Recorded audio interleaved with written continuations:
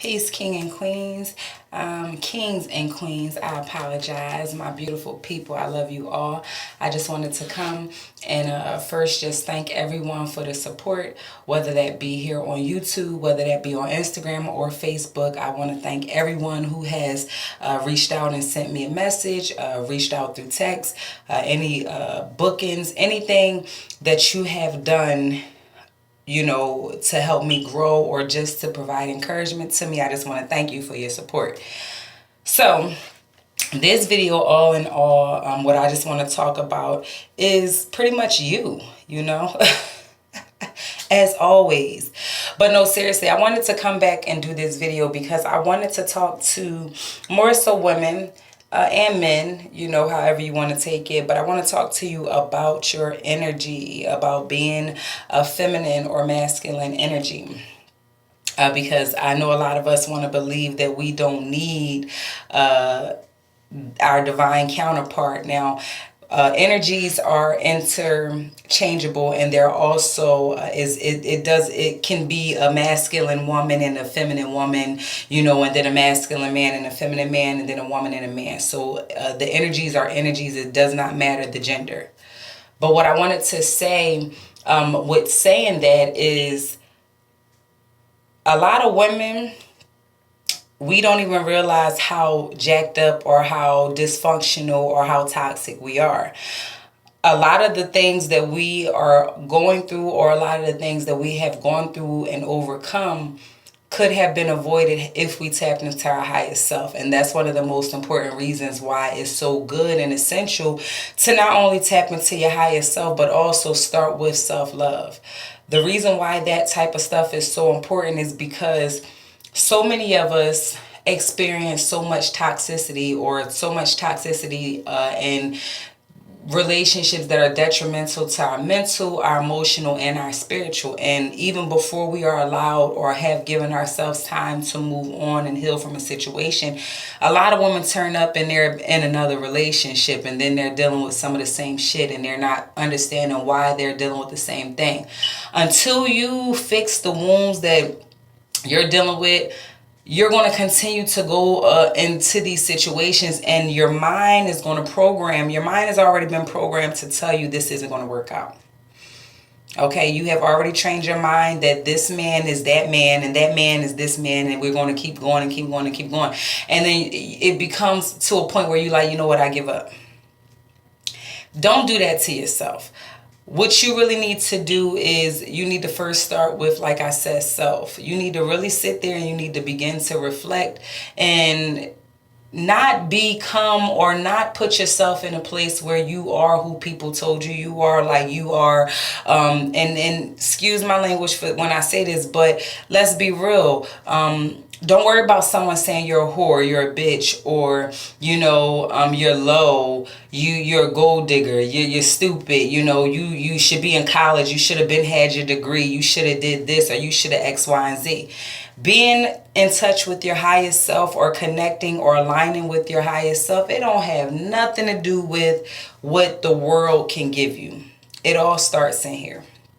So what I wanted to say to that is, a lot of people miss out on the opportunity, or a lot of women never really fully understand the opportunity, or they miss out on the opportunity to fully experience what it's like to fall in love with a partner.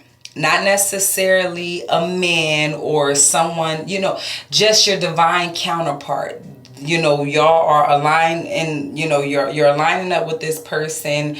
The person just is their truest and authentic self. There is nothing there except, this is who I am.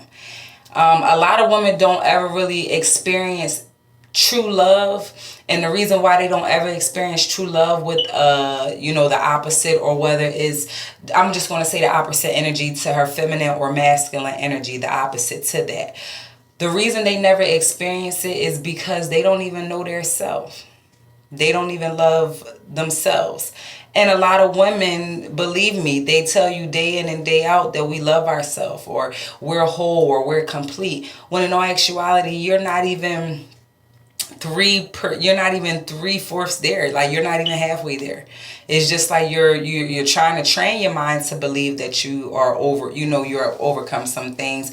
But one way to recognize if you've healed or overcome some things, sit down with someone, this is not me telling you to do this as like an exercise, but this is just really how you can tell when you have grown or overcome certain things. When certain things no longer trigger you, your emotion, and it doesn't have to be from the person who caused that pain. It can be from anyone who reflects or shows you any signs of whatever pain or hardship you went through with someone. Whenever you are triggered, and instead of you acting off of your intuition or what you already know, you are triggered easily and you react. And it's abrupt. And it's kind of like a mess. And you're emotionally unstable. And it's kind of toxic. And it's draining. And it's just like, what the fuck is wrong with you? That's when you know that you got some shit that you need to work on. One of the biggest things that a lot of us don't realize is being overly emotional and sensitive to other things. That is a sign of trauma. Not being able to deal with someone having a perception or a perspective, or someone having their own opinion, it triggers you. That is a form of trauma. Anyone who feel like they have to defend something that they don't even understand or know about, but because it speaks to them in a way where maybe it's their trauma, that's some shit you gotta heal over. Anytime that you want to go ahead and point the finger at someone else, you're pointing it back at yourself. That's trauma. You know, a lot of people want to just believe that trauma is childhood molestation and violation. That's not trauma. So get that out your mind. That's not the only form of trauma. That's not the only thing that people are healing from. That's not the only reason why people are in unsuccessful relationships. They're in those relationships because they're dealing with a lot of other shit and they're trying to overcompensate in their relationship instead of being their self. That's why when they say when you are your truest and highest self, you're going to get the person who's meant for you. It don't matter if you are not attractive or these people don't find you attractive, because the person that's for you is going to make sense. You know, you're not going to have to try to make that person understand who you are. It's just going to click. They're going to get it. So all in all I want to just say is, like, stop forcing stuff. You know, a lot of the times we cause so much pain, hurt, and turmoil to ourselves because we don't know ourselves, and because we are so fearful and scared to be faced with some shit that is just like, it's so hard. We all got the dark night of the soul if you are trying to go that route, because a lot of us, we just keep living in that dark night of the soul and we just think that we getting out. But in all actuality, we like, you know what, I don't even want to go through this shit. I'm gonna go back and I'm content right here. I'm good right here. I'm okay with my mediocre relationship, this mediocre love, my mediocre family, my mediocre life. I'm okay with this. This makes sense to me.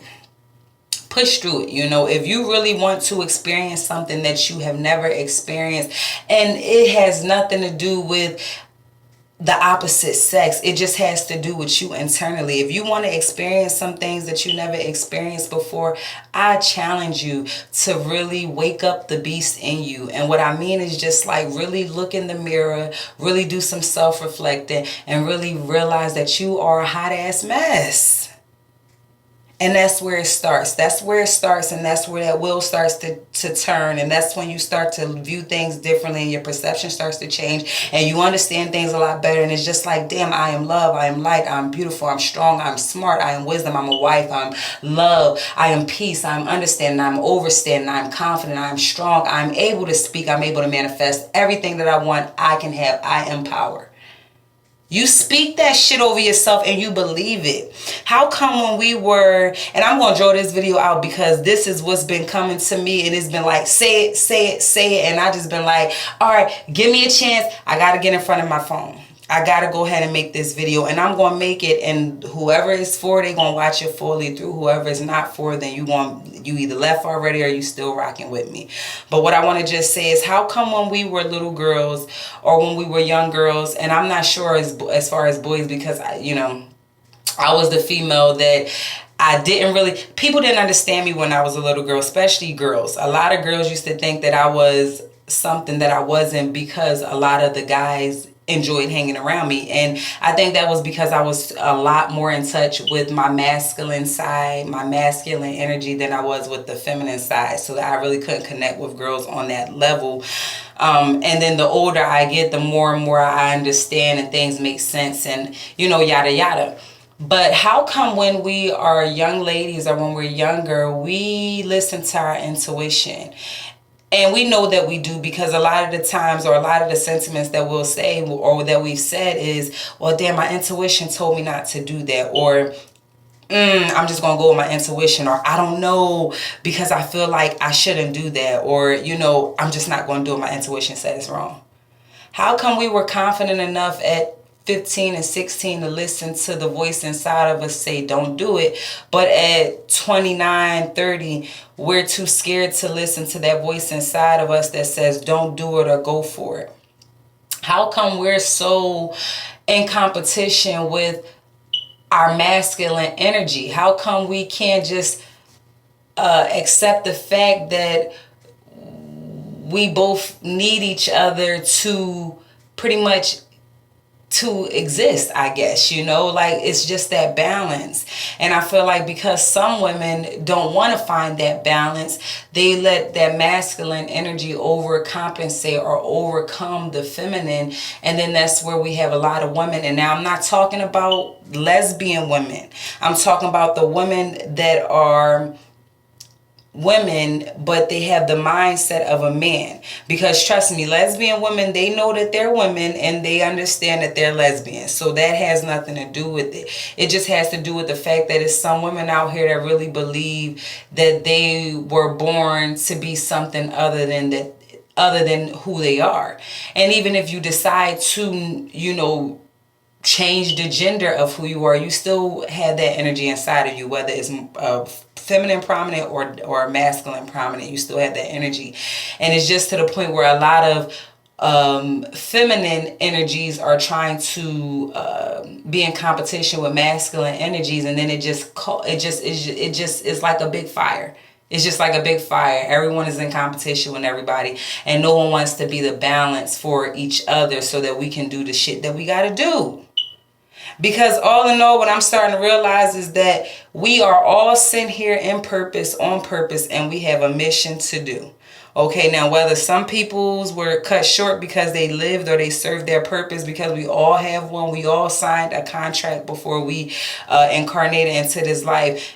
That's what I personally believe in, and I feel like, especially with certain journeys and some of the things that I can remember from my childhood to now, it makes sense to me, where it's like I already knew that I already knew it made sense a little bit, but now I'm here and it's clear to me that, yeah, this was the journey that was meant for me. Yeah, we signed that contract. Yeah, them dreams that I was going in and out of different realms, that shit was real.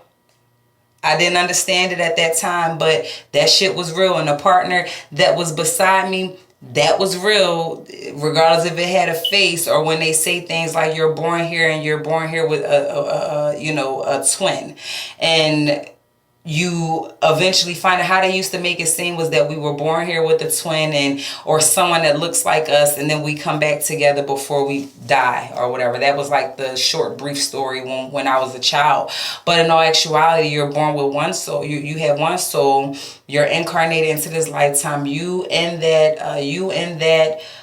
Basically, y'all sign a contract before you incarnate into this lifetime. Y'all incarnate as one soul, masculine and feminine. And before you ascend, you have a divine mission to save the planet, to nurture, to spread love, to raise the vibrations of the planet before you ascend. So whatever, I'm not going to get too much into that. If you have any questions for me on that, then you can go ahead and feel free to ask. But I just wanted to tell you, it's just that in order for you to have some of the biggest blessings, some of your greatest opportunities, you really have to fall in love with yourself. You really have to look in the mirror and accept that you are a flawed being. Accept that you come with your own mess, but you can work through it. And with working through it, you can be empowered. You can be divine. You can walk in purpose. You can walk in aura. And you can serve your soul's mission. So that's really what the purpose of the message is just find balance within yourself. Understand that you're not here to fight or be against your soul tribe. That's what I want to say, or the energies amongst us. That's not, it's bigger than racism, it's bigger than religion, it's bigger than so much, politics. We got to get to the root, and with the root, it all starts with us, because once you are clear in here, everything else in your world begins to make sense. That's pretty much it, y'all. I think that this video was 15 minutes. I'm gonna go ahead and upload this on YouTube.